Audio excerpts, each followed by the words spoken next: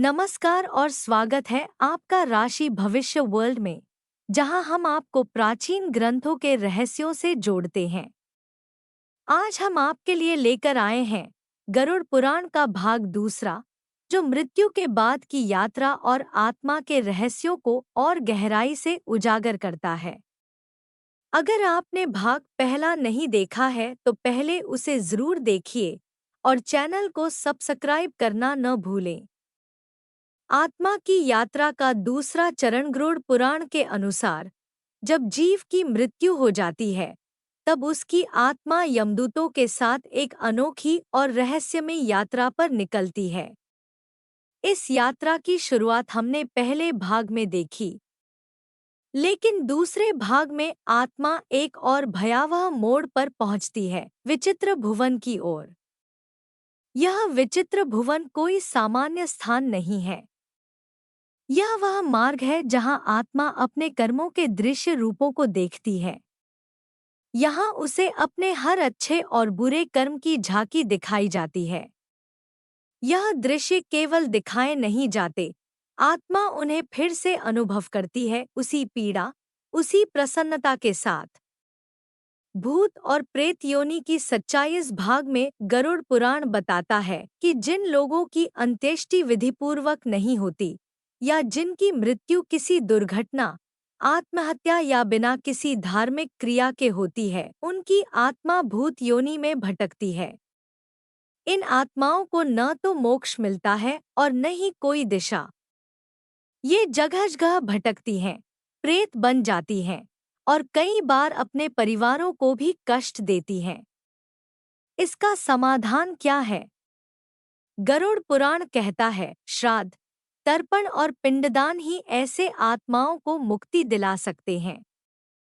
यमराज और गरुड़ संवाद करते हुए बताते हैं कि आत्मा आगे बढ़ते हुए नरक के दरवाजे तक पहुंचती है।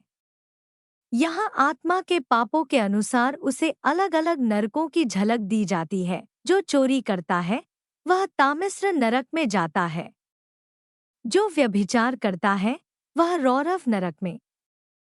और जो झूठ बोलकर दूसरों का जीवन बर्बाद करता है, वह महारा औरव नरक में फेंका जाता है। हर नरक की अपनी पीड़ा है। कोई जलता है, कोई बर्फ में जमता है, किसी को कीड़े खाते हैं, किसी को पहाड़ से फेंका जाता है। पितरों की पुकार और पिंडदान का रहस्य गरुड़ पुराण बताता है कि आत्मा अपने परिजनों को पुकारती है। वह देखती है कि उसका पुत्र श्राद्ध कर रहा है या नहीं। अगर पिंडदान ठीक से नहीं हुआ तो आत्मा भूखी प्यासी रह जाती है और उसे अगला जन्म भी नहीं मिल पाता। यह भाग ये सिखाता है कि हम जीवित रहकर अपने पूर्वजों के लिए क्या कर सकते हैं। श्राद्ध और तर्पण कोई अंधविश्वास नहीं, बल्कि आत्मा की मुक्ति की महत्वपूर्ण कड़ी है। रहस्य खुलता है जैसे जैसे आत्मा नरक की ओर बढ़ती है, उसे एक रहस्यमय दरवाजा दिखाई देता है। यमदूत कहते हैं कि इस दरवाजे के पार वो संसार है जहां विशेष प्रकार के पापियों को भेजा जाता है। वो पापी जो समाज में सम्मानित थे लेकिन अंदर से सड़े हुए थे। यहाँ आत्मा को सच्चे न्याय का सामना करना होता है, जहाँ कोई छूट नहीं मिलती। लेकिन ये दरवाजा आखिर किस ओर खुलता है?